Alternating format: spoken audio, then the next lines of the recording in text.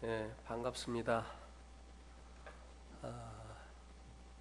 제가 한국에 구원받지 못한 저와 같이 구원받지 못한 상태에서 막연하게 신앙생활을 하고 있는 사람들에게 어떻게 하면 복음을 전해줄 수 있겠는가, 이런 생각을 하고 살고 있었는데 생각지도 않게 저를 나라 밖으로 하나님께서 부르셨습니다. 저는 나라 밖에 있는 영혼들에 대해서는 복음을 전할 자격이 없다, 그렇게 생각을 했었습니다. 왜냐하면 제가 학교 다닐 때 가장 못한 과목이 영어였거든요. 외국에 나가서 복음을 전하려면 적어도 이제 영어는 잘 해야 되는데, 나처럼 영어 시험을 40점 이상 맞아본 일이 없는 이런 사람을 하나님께서 나라 밖에 있는 영혼들에게 복음을 전하게 하기 위해서 보내실 일이 없다, 이렇게 생각을 했던 거죠. 그런데 이제 하나님의 뜻은 제 생각과 달랐던 것입니다.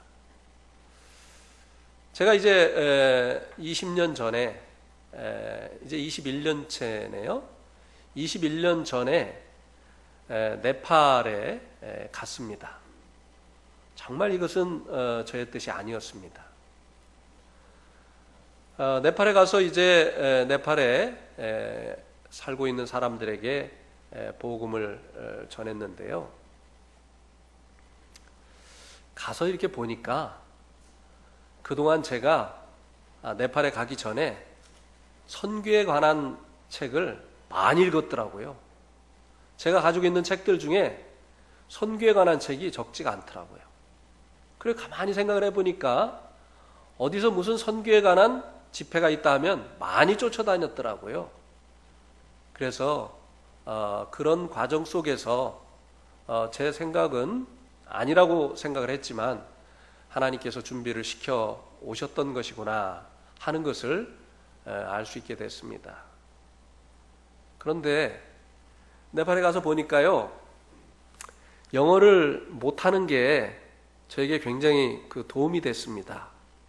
네팔 사람들이 영어를 잘하거든요. 그러다 보니까 영어를 잘하는 사람들은 네팔 말을 열심히 배우지 않습니다. 근데 저는 영어를 잘 못하다 보니까 네팔 말을 아주 열심히 공부를 했어요. 그래서 6개월 만에 네팔 말로 이제 대화를 하기 시작을 했습니다. 그리고 1년 만에 네팔 말로 복음을 전하기 시작을 했습니다. 네팔 선교 역사에 없는 일이에요. 1년 만에 네팔 말로 이 복음을 전한 선교사는 없습니다. 그리고 이제 지금까지도 제가 알기로는 네팔 성경을 가지고 성경 공부를 한 이런 선교사는 거의 없습니다. 오히려 영어를 못하는 것이 네팔 말을 더 열심히 공부할 수 있는 이런 계기가 됐고, 그래서 그들의 말로, 믿음은 들음에서 나는데 그들의 말로 하나님의 말씀을 전할 수 있게 되었습니다. 그래서 이제 네팔에 갔으니까 이제 내 남은 생애는 이제 네팔에서 보내야 되겠다, 이렇게 이제 생각을 하고 있었는데요. 18년이 지나고 나니까 또 네팔에 살고자 하는 제 마음을 한국으로 하나님께서 끌어오셨습니다. 특별히 이 한국에 이 구원이 불분명한 이런 것들에 대해서 제 마음에 큰, 한국의 이 다음 세대들의 이 구원이 불분명한 이런 것들이 제 마음속에 큰 짐이 되어지기 시작했습니다. 구원은 받았다고 하는데 정말 구원을 받았는가 하는 의심이 일어나는 이런 많은 이 젊은 세대들을 보면서 도대체 무엇이 문제인가? 이런 생각을 하게 됐습니다. 특별히 가장 가까이에 있는 이제 부모들이 걱정을 하는 거죠. 구원을 받았다고 하는데 구원받았다고 하는 그때 전과 그리고 그 후가 차이가 없는 거예요. 뭐 교회를 스스로 가려고 하는 마음도 없고, 그래서 교회 가려고 하면 깨워서 억지로 데려가야 되고, 성경을 보지도 않고 기도하는 모습도 볼 수가 없고, 또 친구들이 지옥에 가고 있는데 친구들을 위해서 기도를 한다든지 친구들을 주님께로 인도하려고 하는 이런 모습이 전혀 보이지 않고, 도대체 구원이 무엇인가? 그냥 복음을 이해한 거 그게 구원인가? 이런 생각을 가까이 있는 부모님들이 하지 않을 수가 없었던 거죠. 그래서 부모님들이 이제 여러 가지 이제 캠프에 아이들을 보냅니다. 이번 캠프에 가서 너 확실히 좀 변화를 받고 와라.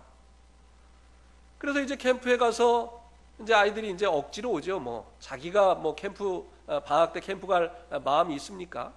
억지로 오는 거죠. 그래도 이제 부모님이 가라고 해서 이번에는 꼭 변화를 받고 오라고 해서 왔는데, 들어보니까 자기가 다 알고 있는 거란 말이죠. 또 그게 구원이라고 하거든요. 그러니까 내가 구원 받았다. 그래가지고 이제 집에 돌아오면서 엄마, 나 이번에 구원 받았어. 그럼 엄마가 뭐라고 하죠? 두고 봐야지. 한두 번 속은 게 아니거든요. 나 두고 봐야지. 두고 보니까 어떻습니까? 옛날하고 똑같아요. 그래서 이 캠프, 저 캠프, 이 집회, 저 집회를 보내보는데 변화가 없습니다. 복음은 똑소리 나게 알고 있죠. 간증도 잘합니다. 근데 삶을 통해서 그 구원의 열매가 나타나지 않기 때문에 과연 이 아이가 정말 천국에서 만날 수 있느냐 없느냐, 이 걱정을 안 할 수가 없는 거예요. 제가 이제 캠프에 네팔에 있을 때 한국에 나와서 캠프에 강사로 가서 이렇게 보면 뭐 처음에는 분위기가 좋습니다. 근데 첫날 말씀을 듣고 나서 확 뒤집어 놓고 나면 첫날은 다 구원받았다고 하는데 둘째 날은 대부분이 또 구원을 못 받았다고 이렇게 이야기를 합니다. 주님께서 마태복음 7장 20절에서 나무는 그 열매를 통해서 알 수 있다, 그렇게 말씀을 하셨습니다. 이 사람이 참 선지자인지 아니면 거짓 선지자인지, 다시 바꿔 말하면 하나님께서 보내신 선지자인지 아니면 자원하는 선지자인지, 무엇인가 다른 목적이 있어서 자신을 선지자라고 말하는 것인지, 아니 하나님께서 그에게 말씀을 주시어서 그가 하나님의 주신 말씀을 가지고 하나님의 말씀을 전하는 선지자인지 어떻게 구분을 하느냐? 나무는 그 열매를 통해서 알 수 있는 것처럼 그가 스스로를 선지자라고 말하는 그 말이 아니라 그의 말한 그 말이 열매로 맺혀지느냐 안 맺혀지느냐로 구분할 수 있다라고 말씀을 하신 것입니다. 그리고 나서 예수님께서 하신 말씀이 무엇인지 한번 같이 보시면 좋겠습니다. 우리 한번 마태복음 7장 21절을 한번 보세요.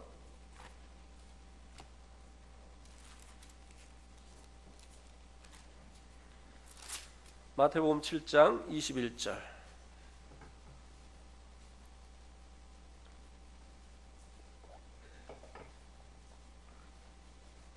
우리 한번 같이 읽겠습니다. 마태복음 7장 21절 시작. 나더러 주여 주여 하는 자마다 다 천국에 들어갈 것이 아니요 다만 하늘에 계신 내 아버지의 뜻대로 행하는 자라야 들어가리라. 이 말씀을 하셨어요. 나더러 주여 주여 하는 자마다 다 천국에 들어갈 것이 아니다. 그럼 누가 들어가느냐? 다만 하늘에 계신 내 아버지의 뜻대로 행하는 자라야 들어가리라. 이렇게 말씀을 하셨습니다. 입으로 구원을 받았다. 나 이제 천국 갈 수 있다. 난 틀림없이 천국 간다. 그 말이 중요한 게 아니라는 것이죠. 그의 삶을 볼 때 정말 이제는 자기의 뜻이 아니라 하나님의 뜻을 구하고 하나님의 뜻에 순종하는 이 같은 삶의 열매가 나타나느냐라고 하는 것입니다. 야고보서에 보면 영혼이 없는 믿음이 죽은 것처럼 행함이 없는 믿음은 뭐라고 했습니까? 한번 따라합시다. 행함이 없는 믿음은 죽은 믿음이다. 죽은 믿음이라고 하는 이 말씀의 의미가 뭘까요? 그 믿음으로는 구원 못 받는다는 것입니다. 그 믿음은 그 위에 말씀해 보면 귀신의 믿음이라고 말씀해 주고 있습니다. 너희가 하나님이 한 분이신 줄 믿느냐? 아하, 잘하는도다. 귀신들도 믿고 떠느니라. 귀신들도 하나님이 한 분이신 것을 믿습니다. 그러나 그들은 하나님의 뜻에 순종하지 않아요. 그런 것처럼 이 영혼이 없는 그 몸이 죽은 것처럼 행함이 없는 믿음은 죽은 것이다. 행함을 통해서 자신의 그 믿음을 입증하지 못하는 그 믿음은 구원받을 믿음이 아니라고 하는 것입니다. 그 행함을 통해서 입증이 안 되는데도 불구하고 내가 믿는다고 하는 그 믿음 때문에 천국에 갈 것이라고 하는 착각을 하지 말라고 하는 것입니다. 이게 소위 구원파의 복음이에요. 구원파가 왜 사회적으로 문제가 됩니까? 그들의 행함은요, 하나님과 아무 관계가 없는 행함이에요. 사람들에게 오히려 지탄을 받습니다. 비도덕적이에요. 그래도 그들이 구원을 받았다고 합니다. 왜요? 복음을 아니까. 그 지식을 소유하고 있으니까.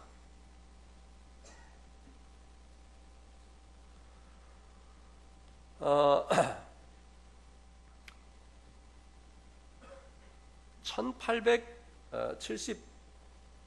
1858년 3월 30일 날이요. 사람들이 나이아가라 폭포로 몰려들기 시작을 했습니다. 왜냐하면 이 찰스 블론딘이라고 하는 이 사람이 나이아가라 폭포에다가 밧줄을 매놓고 길이가 130, 높이가 48m가 되는 이 엄청난 이 밧줄을 높은 곳에 메어놓고 거기를 이제 자기가 건너가겠다고 광고를 했기 때문에 그 광경을 보려고 사람들이 이 나이아가라 폭포로 모여들기 시작을 했습니다. 이 나이아가라 폭포는요, 미국하고 카나다의 국경에 있습니다. 그래서 이 블론딘이라고 하는 이 사람이 40피트나 되는 이 장대를 들고 이 나이아가라 폭포를 줄이로 건너가기 시작을 했어요. 사람들이 다 숨을 죽였죠. 거기서 떨어지면 48m니까 죽는 겁니다. 그런데 이 블론딘이라고 하는 사람이 그 위험한 곳을 밧줄 위로 걸어가는 것이었어요. 330m나 되는 그 먼 거리를 마지막 이제 그 밧줄을 걸어서 땅에 발을 탁 디디니까 사람들이 막 환호를 하면서 이제 박수를 치기 시작을 했습니다. 이야! 막 그래서 막 박수를 쳤어요. 여러분 저 그 용인에 있는 자연농원 가보셨습니까? 자연농원이 아니라 뭐죠? 에버랜드 말고 그 민속촌, 용인의 민속촌 가보셨죠? 거기 가면은 뭐 한 20m 정도 되는, 20m도 안 되죠. 한 15m 정도 되는 그 밧줄을 연결해 놓고 밧줄 타기 하는 그런 모습을 볼 수 있죠. 거기서 이제 여러 가지 재주를 부리는데 그것을 보고 막 사람들이 박수를 쳐줍니다. 근데 330m나 되는 이 긴 길이를, 그 높이가 48m나 되는 이런 위험한 그 밧줄 위에서 이제 거기를 이제 걸어서 통과를 하고 나니까 사람들이 얼마나 열광을 했겠어요. 박수를 쳤습니다. 그러니까 이 찰스 블론딘이 조용히 해 주십시오. 여러분, 제가 이번에는 이 밧줄 위를 여러분 중에 한 사람을 이제 안고 업고 건너가기를 원합니다. 여러분, 제가 그렇게 할 수 있다고 여러분 믿으십니까? 이렇게 물어봤어요. 그랬더니 사람들이 예! 당신은 그렇게 할 수 있습니다. 우리는 그렇게 믿습니다. 그렇게 했어요. 그러니까 이 찰스 블론딘이 그러면 여러분 중에 한 사람이 저에게 나와서 안겨주십시오. 이렇게 했습니다. 어떻게 됐을까요? 제가 안기겠습니다. 제가 안기겠습니다 하고 많은 사람들이 나왔을까요? 아니요. 다 고개를 숙였어요. 당신 나와 그랬까봐 다 고개를 숙였어요. 우리 그 내동 성도들도 성경 말씀 가르치고 나서 복습을 하면서 지난번에 들었던 말씀 제목이 무엇이죠? 그러면 다 고개를 그리고 네 가지에 대해서 얘기를 했는데 첫 번째가 뭐죠? 그럼 이렇게 고개를 사람들이 자신이 없을 때 이렇게 고개를 숙이잖아요. 방금 전에 당신 할 수 있습니다. 우리 그렇게 믿습니다 하고 박수를 쳤는데, 그러면 여러분 중에 한 사람이 저에게 나와서 안겨주십시오. 업혀주십시오. 이렇게 했는데 다 고개를 숙였어요. 여러분, 그럼 이 사람들 믿은 겁니까? 안 믿은 겁니까? 입으로는 믿는다고 했죠. 당신은 그렇게 할 수 있습니다. 우리는 믿습니다. 그렇게 했는데 그 사람에게 안겼습니까? 안 안겼습니까? 안 안겼어요. 그럼 이 사람들 믿는 거예요? 안 믿는 거예요? 예, 바로 이런 믿음을 귀신의 믿음이라고 하는 것입니다. 예. 자기의 그 믿음을 행동을 통해서 입증하지 못하는 것, 이 믿음은요 천국 갈 믿음이 아니에요. 이 믿음은 구원받은 믿음이 아닙니다. 예. 그런데 그의 매니저인 이 찰스 블론딘이 그의 매니저인 이 클라우디라고 하는 사람에게 당신이 저에게 업히겠습니까? 이렇게 물어봤더니 이 클라우디가 예, 제가 당신에게 업히겠습니다. 그리고 이제 이 클라우디가 그에게 업혀서 거기를 무사히 건너갔습니다. 그럼 그 중에 믿은 사람은 그 많은 그 군중 속에 정말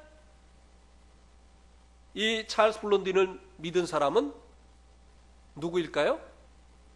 예, 매니저 클라우디 한 사람이었어요. 나더러 주여 주여 하는 자마다 다 천국에 들어갈 것이 아니라고 했습니다. 다만 내 아버지의 뜻대로 행하는 자라야 들어가리라.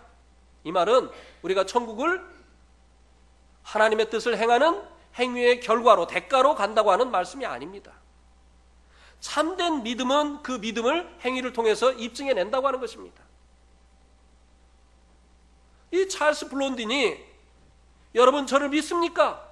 제가 여러분 중에 하나를 업고 여기를 건너갈 줄 믿습니까? 했을 때 사람들이 말로는 믿는다고 했지만 실제적으로 그에게 와서 업힌 사람은 아무도 없었다고 하는 것이에요.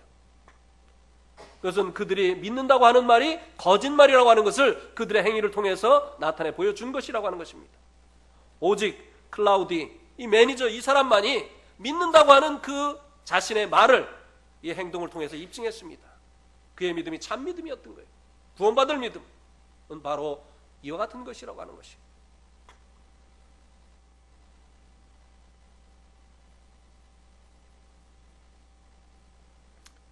내 아버지의 뜻대로 행하는 자라야 들어가리라. 어떤 사람이요, 이제 다리를 만들어 놓고 사람들에게 이 다리를 어떻게 만들었는지, 그리고 이 다리가 얼마나 견고한지에 대해서 자세히 설명을 했습니다. 이 다리는 정말 견고한 다리입니다. 이 다리로 여러분들이 이제 앞으로 건너 다니면 이제 먼 길을 돌아가지 않아도 됩니다. 여러분, 이 다리를 제가 튼튼하게 졌다고 믿습니까? 그러니까 사람들이 다 믿습니다 그랬어요. 자, 그러면 여러분 이 다리로 건너가십시오. 근데 사람들이 안 건너가요. 그럼 믿는다고 하는 그 말이 사실입니까? 거짓입니까? 정말 믿는다고 하면 어떻게 해야 됩니까? 그 다리를 건너가야 되죠. 그러니까 말로는 시인하고 행함으로 부인하는 이 믿음은 귀신의 믿음이에요. 그래서 구원받지 못할 믿음입니다. 이해가 가십니까? 네. 오늘날 많은 젊은 세대들이 이런 믿음을 가지고 있다는 거예요. 말로는 믿는다고 하는데 그들의 삶을 보면 전혀 주님을 믿는 것이 아니라는 것이죠.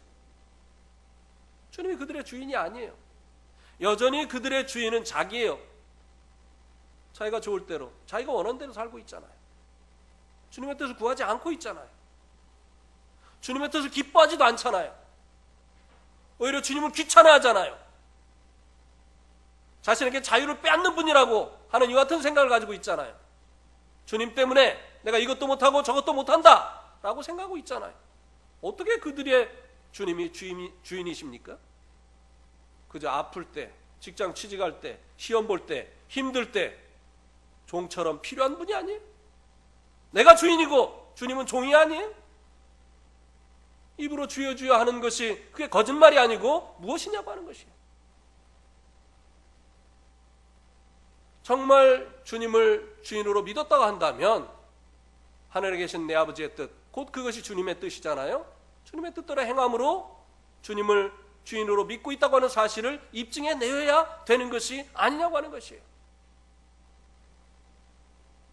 저희 딸이 한 3살 때인데요. 저희들이 그때 성남시에 살고 있었습니다. 저희가 새들어서 사는 그 집 위에 집을 짓다만 집이 방치가 돼 있었어요. 그래서 이제 담이 이렇게 무너지고 그래서 사람들이 그 집에 이제 자유롭게 들락날락 했었는데요. 하루는 제가 저희 딸내미를 그 담 위에다 이렇게 올려놨습니다. 그리고 밑에서 제가 제 딸 이름이 지연인데요. 지연아 뛰어! 그랬더니 아빠가 뛰라고 하자마자 그 담 위에서 저에게 뛰어내렸어요. 그래서 제가 황급히 받았습니다. 얼마나 이 아이가 아빠를 믿는 거예요. 그죠? 아빠를 믿으니까 뛰어내린 거 아니겠습니까? 누가 하나님의 뜻을 행하느냐? 하나님을 믿는 사람이 하나님의 뜻을 행하는 거예요. 하나님 믿지 않는 사람들은요, 하나님의 뜻을 행하지 않습니다. 그런데 이거는 이제 제가 꾸며난 얘기입니다.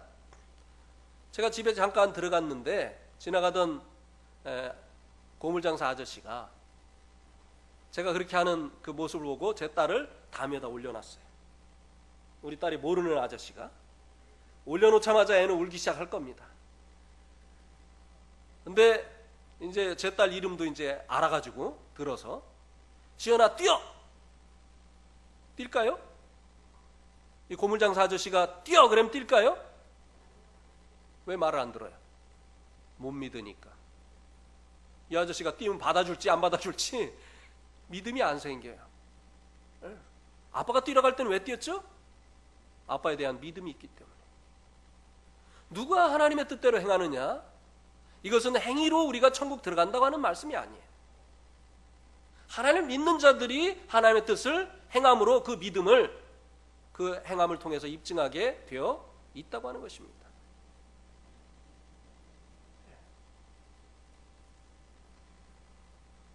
서론이 너무 길어졌네요. 우리 한번 전도서 1장 15절 말씀을 한번 보시겠습니다.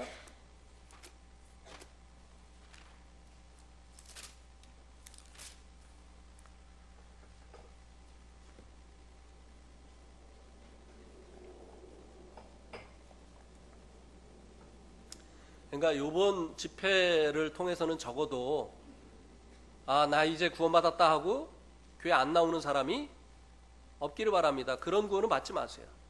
네. 우리 교회에 청년들이 하루는 회의가 벌어졌어요. 한 그 청년을 두고 이 청년이 구원을 받았느냐 안 받았느냐라고 하는 이 주제를 가지고 이제 열띤 토론을 했습니다. 왜냐하면 이 청년이 이제 구원을 받고 구원을 받았다고 침례를 받았는데 교회 생활을 잘 안 해요. 근데 어느 날 한 아가씨가 왔어요. 근데 이 아가씨가 어떻게 왔느냐고 하니까 얘기를 안 해요. 근데 나중에 알게 됐는데 그 이제 청년이 이 아가씨를 보낸 거예요. 그러니까 이 아가씨가 너도 같이 가자. 왜 나만 가라고 하냐? 여자친구죠. 왜 나만 가라고 하냐? 이렇게 얘기하니까 이 청년 나는 구원받았으니까 안 가도 되고 너는 구원을 못 받았으니까 가야 된다. 이렇게 얘기했다고 하는 얘기를 듣고 이제 청년들이 토론이 벌어진 거예요. 그 청년이 진짜 구원을 받았느냐 안 받았느냐. 결론이 어떻게 났겠습니까? 결론이 어떻게 됐겠습니까? 네, 구원을 안 받았다. 그건 구원이 아니다. 성경이 말하는 적어도 구원은 그런 것이 아니다. 네?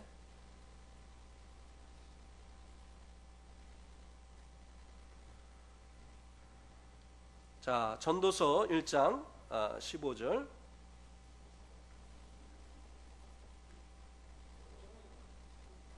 같이 읽겠습니다. 시작.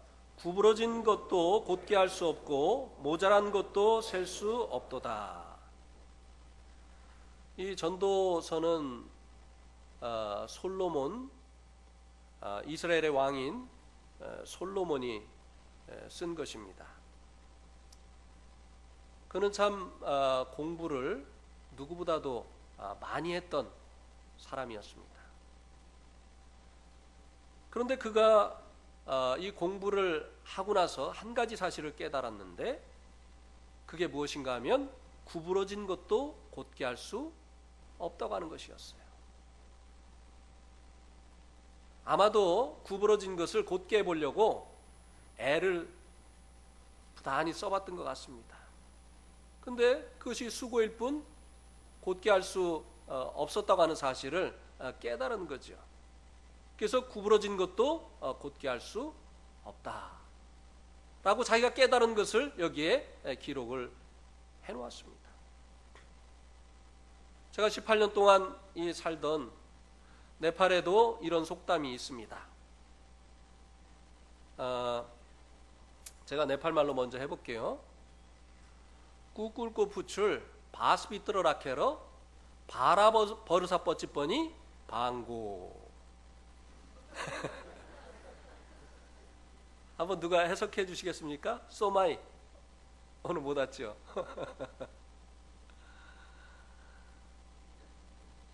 꾸꿀꼬 부출. 꾸꿀이 개입니다. 꾸꿀꼬 부출. 개 꼬리를 바스비트러 라케러. 대나무 안에다가 개 꼬리가 이렇게 굽어 있지 않습니까? 이 굽어 있는 개 꼬리를 반듯한 바스비트러 라케러. 이 대나무 안에 넣어가지고 12년 동안 놔뒀어요. 왜 12년 동안 놔뒀을까요? 곧게 하려고. 그런데 12년 후에 대나무를 싹 빼보니까 어떻게 됐다고요? 방고. 또 삐뚤어지더라 이 말입니다. 또 굽더라 이 말입니다. 그러니까 이 굽은 개꼬리를 바로 잡아보려고 12년 동안 반듯한 대나무 안에 넣었는데 12년 후에 대나무를 제거해 놓고 보니까 다시 또 돌아가더라 이 말입니다. 개꼬리도 굽은 것을 바로 잡으려고 해도 바로 잡히지 않더라는 것이죠. 이게 개꼬리에 대한 이야기만이겠습니까? 사실 이것은 사람에 관한 이야기입니다. 굽은 사람들을 여러 가지 그 방법을 동원해서 바로잡아 보려고 하지만 안 되더란 말이죠. 이제 그것을 이 말씀을 통해서 말씀해 주고 있는 것입니다. 우리 신약 성경에도 보면요, 우리 한번 빌립보서 2장 15절을 한번 보세요. 빌립보서 2장 15절.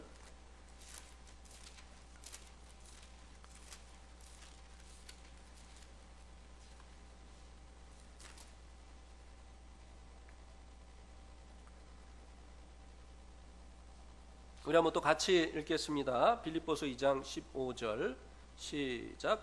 이는 너희가 흠이 없고 순전하여 어그러지고 거스리는 세대 가운데서 하나님의 흠없는 자녀로 세상에서 그들 가운데 빛들로 나타내며. 여기 보니까 이 세대를 어그러지고 거스리는 세대다라고 말씀해주고 있습니다. 여기서 말씀해주고 있는 이 세대는 세상에 살고 있는 사람들을 이야기하는 것이죠. 이 세상에 살고 있는 사람들의 특징을 성경은 어그러지고 거스리는 사람들이다라고 말씀해주고 있습니다. 여기 어그러졌다고 하는 이 말이 아까 전도서 1장 15절에 굽은 것도 바로 잡을 수 없고 라고 하는 그 굽었다고 하는 말과 동일한 말입니다. 영어에 보면 크룩이라고 되어 있어요.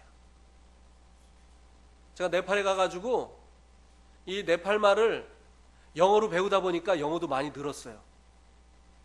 한국에서는 40점 이상 맞은 적이 없는데 네팔 갔다 와가지고는 70점을 맞았습니다. 그래서 이제 영어 성경을 좀 봐요, 이제는. 네. 영어 성경을 봤더니 여기 굽은 것을 바로잡을 수 없다 하는 이 굽은 것이나 여기에 나와 있는 어그러졌다고 하는 이 말이 동일한 의미를 가지고 있습니다. 굽었다는 거예요. 사람들이 굽어 있다고 하는 것입니다. 그래서 이 굽은 사람들을 바로잡으려고 여러 가지 방법을 동원하지만 이 사람들이 바로잡히지 않는다고 하는 것이죠. 그러면 왜 사람들이 이렇게 반듯하지 못하고 굽어 버렸을까요? 그 원인이 무엇일까요?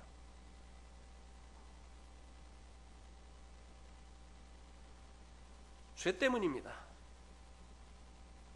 이 죄가 사람들을 이렇게 날 때부터 구부러지게 만들었다고 하는 것입니다. 우리 한번 시편 78편 57절 한번 보세요. 시편 78편 57절.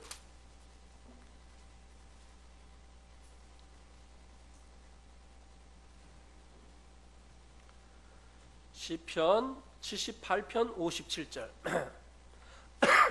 찾으셨습니까? 또 같이 읽겠습니다. 시작. 그들의 조상들 같이 배반하고 거짓을 행하여 속이는 활같이 빗나가서.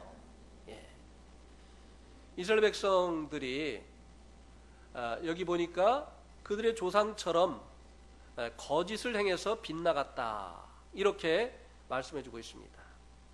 하나님께서 이스라엘 백성들에게 어떻게 살아야 될 것인가를 율법을 주시어서 알게 해 주셨습니다만 이스라엘 백성들이 하나님 주신 이 하나님의 말씀을 불순종하고 살았죠. 그래서 이것을 보고 그들의 조상들처럼 거짓을 행해서 빗나갔다 이렇게 말씀해 주고 있는데요. 여기 이 말씀이 죄라고 하는 이 원어의 의미를 가장 잘 설명해 주고 있는 말씀입니다.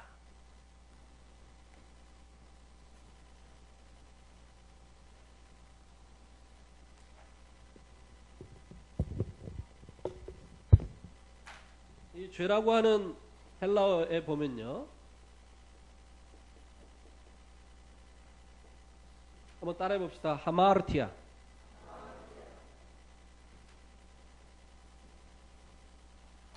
하마르티아라고 되어 있습니다. 이 하마르티아라고 하는 이 말의 의미는요,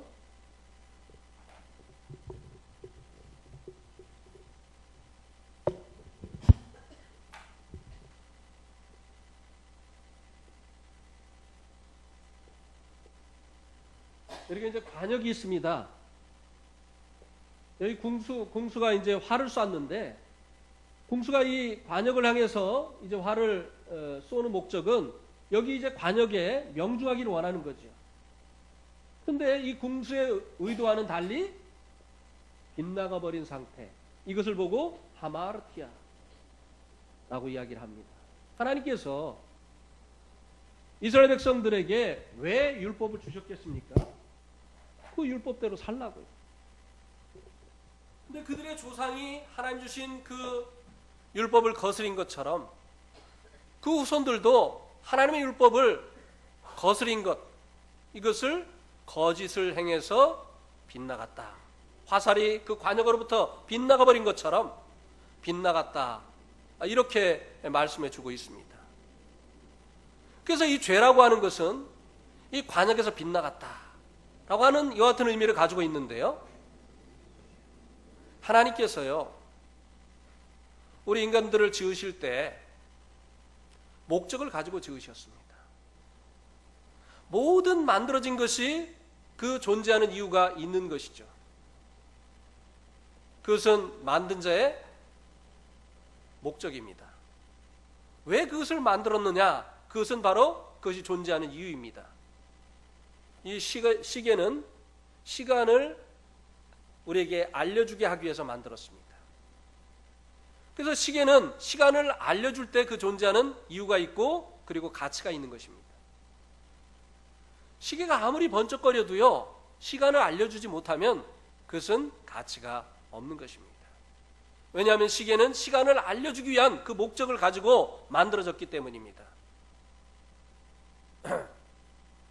제가 한 번은요, 네팔에서 이제 어떤 아가씨에게 말씀을 전하는데, 전하다가 제가 그날 시계를 안 가져가 가지고 이제 시간이 몇 시냐고 물어봤어요. 시계를 차고 있길래.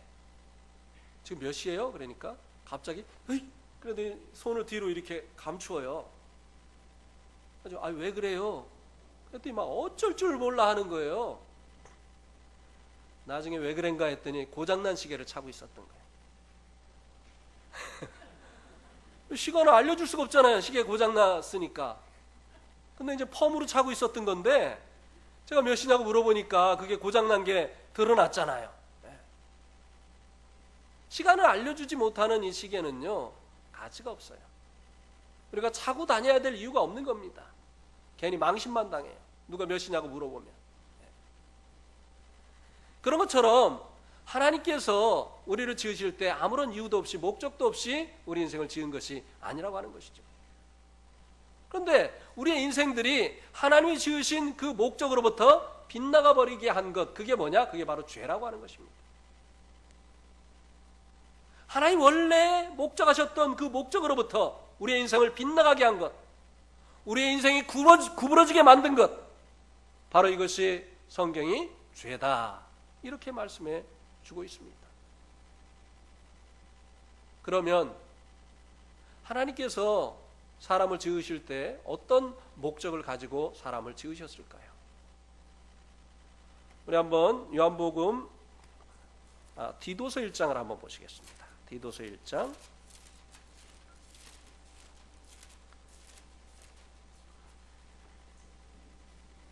디도서 1장 2절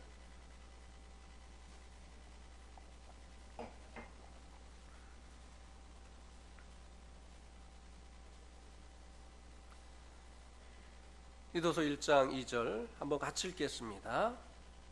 시작. 영생의 소망을 위함이라. 이 영생은 거짓이 없으신 하나님이 영원전부터 약속하신 것인데. 여기 보니까 이 영생은 거짓이 없으신 하나님이 영원전부터 약속하신 것이라고 말씀해 주고 있습니다. 영원전이라고 하는 것은요, 우리가 살고 있는 지금 이 공간을 시간 세계라고 이야기를 합니다. 이 시간 세계는 영원자이신 하나님에 의해서 창조되어진 세계이죠. 그래서 이 시간 세계 속에는 과거도 있고 현재도 있고 미래도 있습니다만, 이 시간 세계가 시작되기 전을 영원 세계라고 하는 거예요. 그것을 영원한 때 전이다 이렇게 얘기를 하고, 그 다음에 이제 이 시간 세계가 끝나고 나면 또 영원 세계로 들어가는 거죠. 예. 그러니까 이 시간 세계는 영원 세계 안에 포함이 되어 있어요. 예. 영원 세계로부터 나온 것이 바로 이 시간 세계예요. 근데 영원한 때 전부터 하나님께서 약속하신 것이 영생이다라고 여기 말씀해주고 있습니다. 그러니까 모든 피조물들이 지어지기 전에 하나님께서 사람도 지어지기 전에 사람을 향하신 계획을 가지셨는데, 그게 뭐냐? 그게 바로 영생이라고 하는 것입니다. 시계를 만들기 전에 시간을 알려주는 기계를 만들자라고 하는 계획을 가지고 누군가가 만들었던 것처럼, 하나님께서 인간을 지으시기 전에 인간을 향한 그 계획이 있었는데, 그것이 무엇이냐? 바로 영생이다라고 말씀해주고 있습니다. 시간을 알려주지 못하는 시계는 가치가 없는 것처럼, 하나님께서 사람을 영생을 위해서 지으셨기 때문에 영생을 얻지 못한 사람은 하나님 보실 때 고장난 시계와 같은 것입니다. 그 사람이 아무리 부자라 할지라도 하나님 볼 때는 고장난 시계같이 무가치한 존재라고 하는 거예요. 그 사람이 아무리 많이 배운 사람이라 할지라도 하나님 보실 때는 가치가 없는 존재라고 하는 것입니다. 그 사람 때문에 많은 사람들이 열광하는 유명한 그 같은 사람이 그가 되었다 할지라도 영생을 얻지 못한 사람은 하나님 보실 때 고장난 시계와 다를 바가 없다고 하는 것입니다. 왜냐하면 하나님께서 영원한 때 전부터 약속하신 것, 계획하신 것, 그것이 영생이기 때문에, 영생을 위해서 사람을 지으셨기 때문에. 그래서 이 죄라고 하는 이 말은요,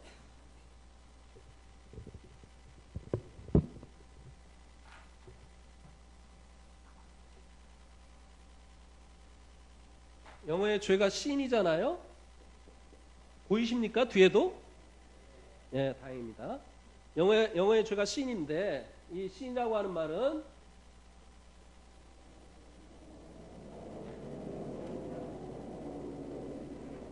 어떤 의미를 가지고 있느냐면요,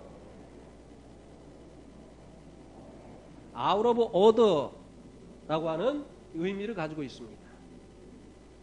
이 out of order, 이것이 무슨 뜻이죠?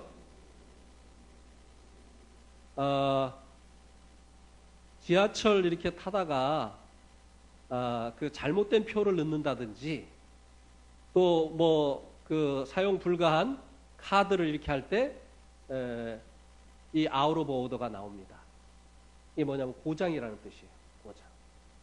그래서 이 죄라고 하는 것은 이 고장이라고 하는 이 말과 그 의미가 통합니다. 한번 따라해 봅시다. out of order. 예. out of order. 그럼 이 고장이라고 하는 이 말의 뜻이 무엇인가 한번 보자고요. order가 뭐죠? 명령, 계획, 질서, 주문. 예. 하나님께서 무엇을 계획하셨는데, 영생을 계획하셨는데, 그 하나님의 계획으로부터 어떻게 됐다고요? 아웃됐다 이 말입니다. 벗어나 버렸다 이 말입니다. 빗나가 버렸다 이 말입니다. 그래서 죄라고 하는 것은 하나님의 그 계획으로부터 빗나가 버린 것, 그것을 의미하는 것.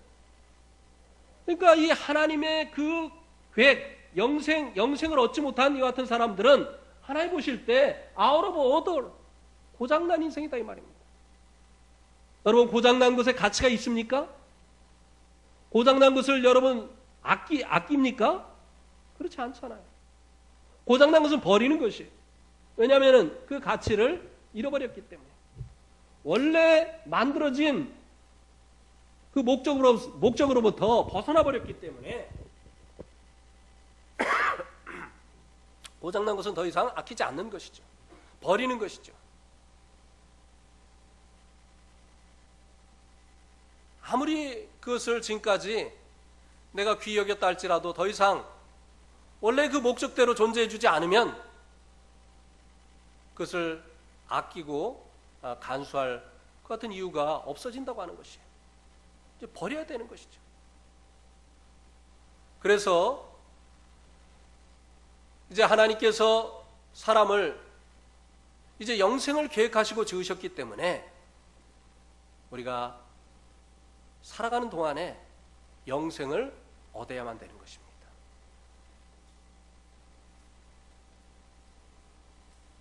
근데 사람들이 돈 버는 법도 알고 공부하는 법도 알고 출세하는 법도 알고 다 아는데요, 영생을 얻는 법을 알지를 못해요.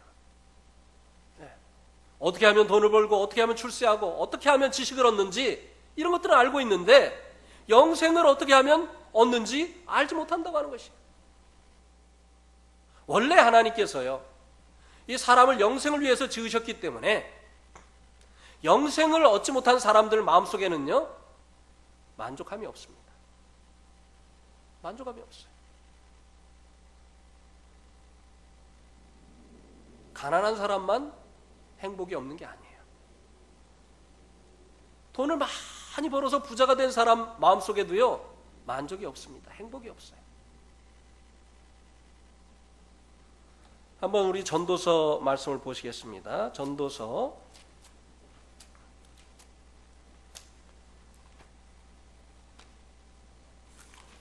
5장 10절. 전도서 5장 10절입니다.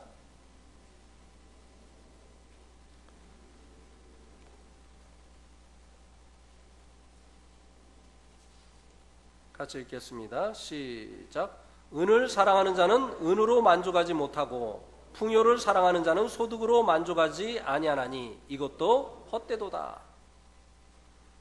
솔로몬이 자신의 경험을 통해서 지금 말해주고 있는 것입니다. 은을 사랑하는 자는 그 은으로 만족하지 못하고 풍요를 사랑하는 자는 소득으로 만족하지 아니하나니 이것도 헛되도다. 이런 것들을 통해서 만족을 얻으려고 하는 이 시도도 헛되다고 하는 것입니다. 우리가 생각할 때 내가 원하는 만큼 갖지 못해서 행복하지 않다고 생각합니다. 내가 지금 월급이 너무나 적기 때문에 행복하지 않다고 생각해요. 그래서 더 좋은 직장, 더 좋은 집 내가 얻게 되어진다고 한다면 그와 더불어서 내 인생이 행복할 것이다 라고 생각을 합니다만, 왕위에까지 올랐고 부족함이 없었던 이 솔로몬이 그런 것들이 생의 만족을 가져다 주지 못하더라 라고 이렇게 고백을 해주고 있습니다. 자, 또 볼까요? 2장 2절 한번 보세요. 2장 2절.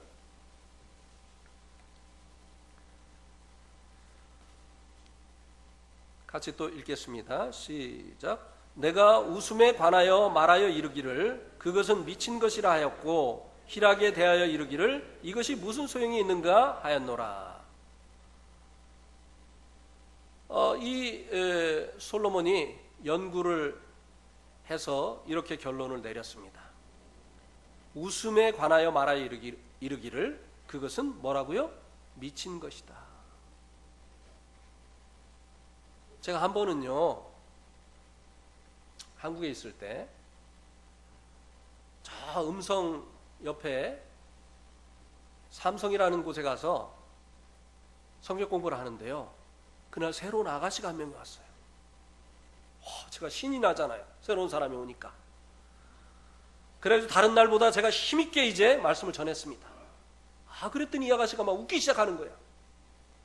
그래가지고 말씀이 잘 깨달아지나 보다. 그래가지고 더 신이 나가지고 제가 더 힘을 주어서 말씀을 막 전했습니다. 그날 저도 참 즐거웠어요. 말씀이 끝나고 나서 이제 옆에 있는 이제 자매님에게 저 아가씨 어떤 사람이냐고 물어봤어요. 그랬더니 이 자매님이 저 아가씨 약간 머리가 이렇게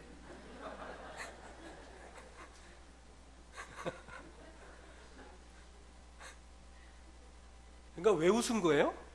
이 아가씨가 왜 웃은 거예요? 말씀이 좋아서 웃은 거예요? 의미 없는 웃음으로 웃은 거예요. 이렇게 된 사람이 웃는 웃음은요, 의미가 없는 거예요. 좋아서 웃는 게 아니에요. 그러니까 이유 없이 웃는 사람을 보고 우리가 뭐라고 합니까? 미쳤다고 하잖아요. 지금 웃을 일이 없는데 막 웃어요. 막 길거리 다니면서 막 웃고 다니고 말이죠. 미쳤군 미쳤어. 근데 여기 솔로몬이요, 웃음에 관하여 말하기를 그것은 미친 것이다. 미친 것이다. 이 말이 무슨 말입니까? 자기가 다 경험을 해봤는데 세상에 웃을 일이 없더라는 거예요. 그러니까 웃는 사람 미친 사람밖에 없더라 이거예요. 세상에는 참된 낙이 없다고 하는 겁니다. 세상에는 참된 행복이 없다고 하는 것입니다. 그래서 그가 웃음에 관하여 논하기를 그것은 미친 것이다. 이 세상에는 웃을 만한 일이 없다. 이 세상은 참으로 즐거움을 주는 일이 없더라. 이 세상에 정말 만족을 주는 일이 없더라. 그는 실제적으로 많은 일들을 통해서 기쁨을 얻어보려고 했습니다. 그 다음 말씀 보세요. 술을 통해서 해봤다고 하잖아요. 술을 통해서. 사람들이 기분이 울적하고 마음이 껄껄할 때 무엇을 먹습니까? 술로 달래죠. 술을 먹으면 이제 기분이 좋아지니까. 그래서 송창식 씨도 그런 노래를 했잖아요. 술 마시고 노래하고 춤을 춰봐도 가슴에는 하나 가득 슬픔뿐이네. 무엇을 할 것인가 둘러보아도 가슴에는 하나 가득 슬픔뿐이네. 자 떠나자 이렇게 했었잖아요. 술 마시고 노래하고 춤을 춰봐도 가슴에는 하나 가득 뭐라고요? 슬픔뿐이네.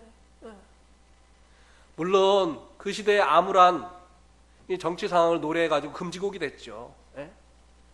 지금 이런 상태에서 기뻐할 만한 일이 뭐가 있냐라고 하는 그런 의미에서 이제 그런 노래를 했다고 해서 이제 금지곡이 됐었지만, 어쨌든 이 솔로몬도 술로다가 이제 자신의 마음을 달래보고 기쁨을 얻어보려고 했는데 그것이 참된 기쁨을 주지 못하더라고 하는 것입니다. 저도 술 많이 먹어봤어요. 아버지가 목사님인데 술을 많이 먹었어요. 아버지 몰래. 이 술을 먹다 보면 나중에는 술이 저를 먹어요. 그래가지고 막 길바닥에 누워본 일도 몇 번 있었어요. 아침에 일어나면 아무것도 없어요. 막 누가 털어가가지고. 근데 막 이 술을 먹을 때는 참 온 세상이 제 건 것 같고요. 겁나는 것도 없고요. 막 길도 왜 이렇게 좁아 보여요? 술만 먹으면 막 얼마나 좋은지 모르겠어요. 그러니까 술을 먹는 거예요. 근데 술이 깨고 나면 어떻게 되죠? 술이 깨고 나면 어떻게 되죠? 골 때려요. 골 때려. 골 때린다는 말이 거기서 나온 말이에요. 술 깰 때 막 골이 막 그냥 깨어지는 것 같아요. 그러니까 이제는 술 안 먹는다 하는데 또 친구들이 불러내가지고 딱 한 잔만, 딱 한 잔이다. 근데 한 잔을 먹으면 한 잔이 두 잔이 되고 두 잔이 먹으면 세 잔이 되고 이러다 보면 또 그렇게 되는 거예요. 솔로몬도 이 술을 통해서 여기에 어떤 생의 만족이 있는가 시도해 봤다는 겁니다. 근데 그것도 아니니까 그 다음에는 어떻게 했습니까? 이제 자기 사업을 크게 해봤다고 했어요. 우리가 돈을 많이 벌면 거기로부터 만족이 올 것 같죠? 그러나 끝이 없어요. 월세방 살 때는 전세방만 있으면 내가 진짜 이거 뭐 달세가 너무 그냥 자주 돌아온다. 내가 달세만 안 내고 살아도 좋겠다. 그래서 전세방을 얻었는데 주인이 내놓으라면 또 내놔야 되잖아요. 겨울에 내놓으라고 해도 내놔야 돼. 그러니까 좁아놨다나 그냥 내 집 하나 있으면 좋겠다. 그래가지고 내 집 장만했는데 친구는 내 집보다 훨씬 넓은 평수에서 산단 말이에요. 손님이 오났다나 정말 창피하다 창피해. 그래서 더 넓은 데로 이사 갔어요. 그럼 만족합니까? 끝이 없어요. 끝이 없어요. 아무리 사업을 크게 하고 돈을 많이 벌고 그렇게 해도 거기로부터 만족이 오지 않더라는 것입니다. 그러니까 어떻게 했어요? 과수원을 만들고 거기에 각종 실과를 심고 그리고 노비를 두어서 그것을 가꾸게 하고 연못을 만들고 이렇게 해보았는데도 저 푸른 초하늘에 구름 같은 집을 짓고 이렇게 해보면 거기서부터 만족과 기쁨이 올 줄 알았는데 그것도 아니더라고 하는 것입니다. 여러분, 그 아파트에서 살다가 보면 답답하잖아요. 그러니까 전원주택 짓고 살고 싶잖아요. 앞에 잔디가 쫙 있고 그리고 이제 화초들을 좀 심어놓고 이렇게 살고 싶잖아요. 그거 꿈도 꾸지 마세요. 그거 잔디 관리하는 게 얼마나 힘든지 아세요? 그냥 놔두면 막 그냥 사람 안 사는 집처럼 되고 그거 관리하자니 막 허리 아프고 말이죠. 보통 일이 아니에요. 그렇다고 우리가 정원사까지 두고 살 수는 없잖아요. 이 솔로몬처럼. 보통 일이 아니에요. 보통 일이 아니에요.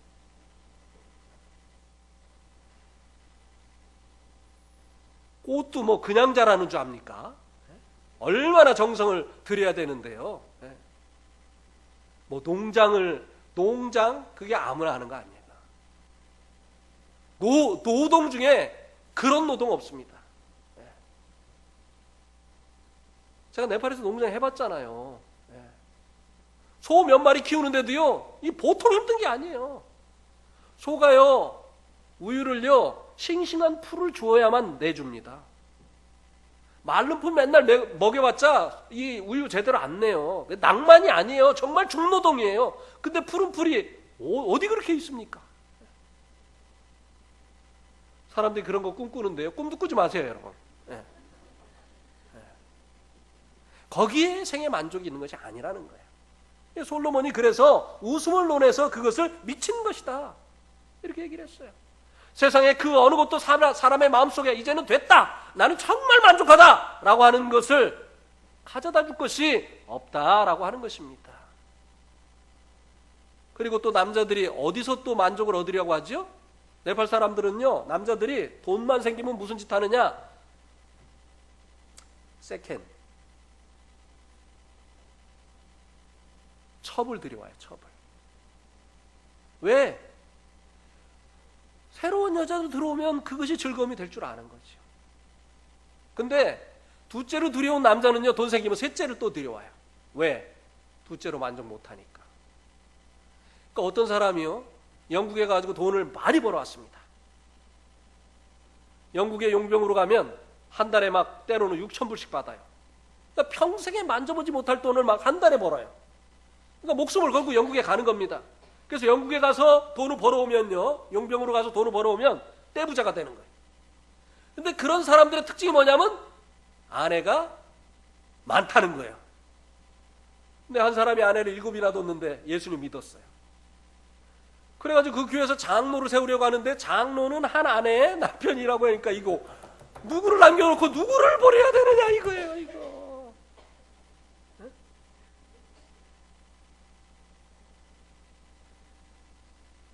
솔로몬도 처첩을 수도 없이 두어봤어요. 왜? 거기서 또 어떤 인생에 만족이 있는가 해서 수많은 처첩을 두었다고 했습니다. 근데 그것도 아니더라 이 말이죠.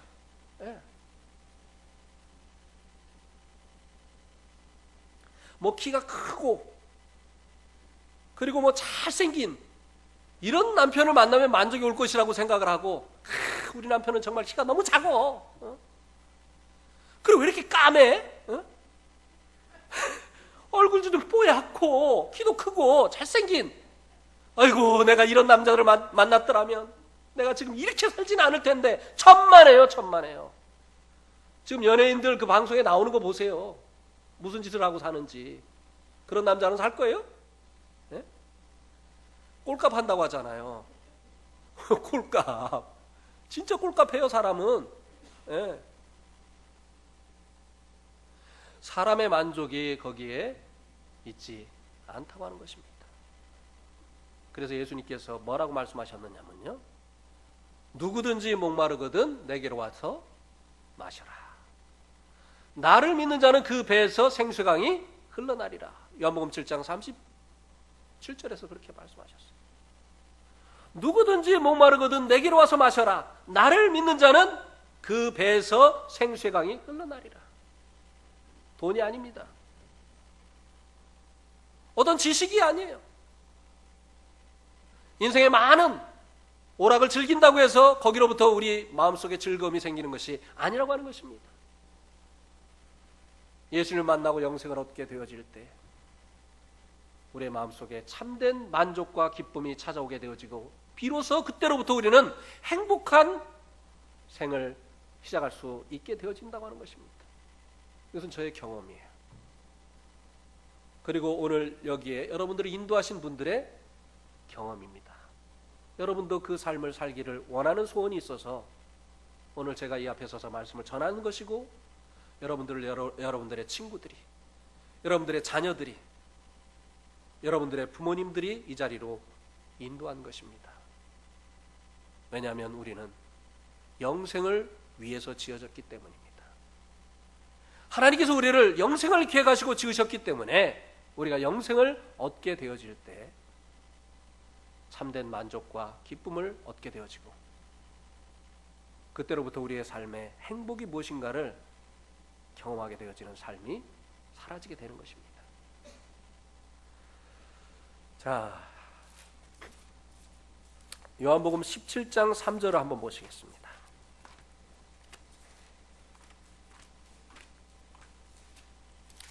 이 말씀만 하고 오늘 일단 말씀을 마치도록 하겠습니다. 요한복음 17장 3절. 영생이 무엇인가? 하나님께서 우리에게 주시기를 원하시는 영생이 무엇인가? 같이 읽겠습니다. 시작. 영생은 곧 유일하신 참 하나님과 그가 보내신 자 예수 그리스도를 아는 것이니이다. 영생은 우리가 생각할 때 그냥 죽지 않고 오래오래 사는 거라고 생각을 합니다만, 성경은 영생은 유일하신 참 하나님과 그가 보내신 자 예수 그리스도를 아는 것이다 라고 말씀해주고 있습니다. 이 성경이 쓰여진 헬라어에는 안다고 하는 말이 두 종류가 있습니다. 하나는 에도, 하나는 기노스입니다. 에도라고 하는 것은 내가 박근혜 대통령을 아는 거예요. 제가 박근혜 대통령을 만나본 적이 없습니다. 그분하고 대화해 본 적도 없어요. 근데도 제가 박근혜 대통령을 알지요. 언론 보도를 통해서 또 그분에 대해서 알고 있는 사람들의 이야기를 듣고 그분을 압니다. 그런데 이 기노스라고 하는 것은 제가 제 아내를 아는 것을 기노스라고 합니다. 나는 제 아내와 늘 함께하고 있습니다. 직접 이 아내를 경험해서 이 아내를 알고 있어요. 누구보다도 제 아내를 제가 잘 알 것입니다. 처음에는 잘 몰랐어요. 잘 몰라서 저희 아내를 기쁘게 해줄 수가 없었어요. 결혼기념일이 돼서 여보 오늘 결혼기념일이니까 식사하러 갑시다. 아내를 위해서 식사하러 가자고 했어요. 그래놓고 어디로 가느냐? 제가 좋아하는 고깃집으로 갑니다. 저희 아내는 채소를 좋아하거든요. 모르니까 기쁘게 할 수가 없는 거예요. 저는 아내를 기쁘게 했다고 생각합니다만 저희 아내는 하나도 안 기뻐요. 외식하자고 해서 뭐 좀 자기가 좋아하는 거 사줄까 했더니 지가 좋아하는 고깃집 가가지고 지만 맛있게 먹고, 그래놓고 못 먹는 고기 좀 먹으라고 이거 먹어야 돼 막 그냥 고문이죠, 고문. 근데 지금은 그렇게 하지 않아요. 지금은 여보 외식합시다 하면은 어디로 가느냐? 우동집으로 갑니다. 아니면 냉면집으로 가요. 왜냐면 그거 엄청 좋아하거든요. 저는 별로 안 좋아해요. 근데도 아내가 좋아하니까 제가 좋은 거예요. 여기 이제 하나님을, 유일하신 참 하나님과 그의 보내신 자 아들 예수 그리스도를 아는 것이다 라고 하느니, 안다고 하는 것은 이제 그분을 만나고 그분과의 사귐을 통해서, 경험을 통해서 아는 것을 얘기합니다. 누구를 통해서? 들어서 아는 것이 아니에요. 내가 직접 그분을 만나고 그분과 교제하고 그래서 그분이 어떤 분인지 이 경험을 통해서 아는 것을 말한다고 하는 것입니다. 그래서요, 영생을 얻은 사람들은요, 하나님은 사랑의 하나님이래라고 말하지 않습니다. 뭐라고 얘기하죠? 하나님은 사랑의 하나님이야. 왜? 내가 그 하나님의 사랑을 받았으니까. 내가 그 하나님의 사랑을 경험했으니까. 그러니까 이 영생은요, 이렇게 하나님을 만나고 그리고 이제 하나님을 경험해 나가는 것을 말씀해 주는 것이에요. 그래서 영생은요, 언제 시작되어지느냐? 천국에 가서 시작되어지는 것이 아니라 이 땅에서 하나님을 우리가 만남으로 시작되어지는 거예요. 그때로부터 하나님과 함께 사는 것이 이 영생이라고 하는 것입니다. 그리고 천국에 가서도 하나님과 함께 사는 것이에요. 제가 미국을 2차례 이제 갔었는데요. 초청을 받고 한 일주일 가서 이렇게 다니다 보니까 하나도 재미가 없어요. 왜냐하면 사랑하는 아내가 한국에 있으니까. 이거 좀 같이 와서 이것을 보고 이렇게 즐겨야지 이게 뭐가 재미가 있지. 사랑하는 사람이 이 한국에 있고 저만 미국에 있으니까요, 재미가 하나도 없어요. 네. 천국에 하나님이 없다고 한다면 그게 천국입니까? 그게 영생입니까? 무조건 안 죽고 오래오래 살면 그게 영생입니까? 하나님께서 계획하신 영생은요, 하나님과 더불어서 영원히 사는 것이에요. 네. 그래서 우리가 그분을 만나야 되는 것이에요.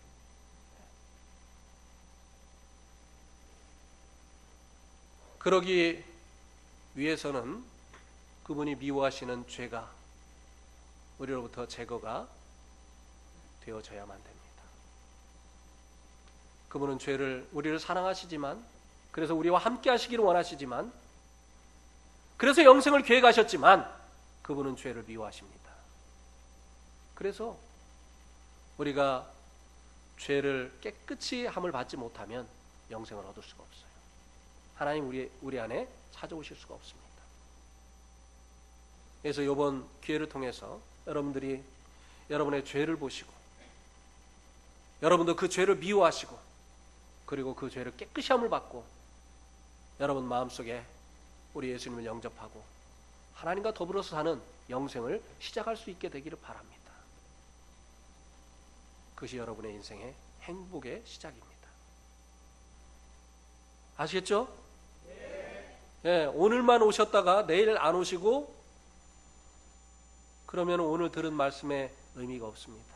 오늘 시간이 뭐 그렇게 오랫동안 할 수 있는 것이 아니기 때문에 여기까지밖에 말씀을 드릴 수가 없어요. 이제 나머지는 내일 말씀드립니다. 내일 꼭 오늘 참석하신 분들 오시고, 또 드려야 되겠다고 생각하시는 분들 모시고 오세요.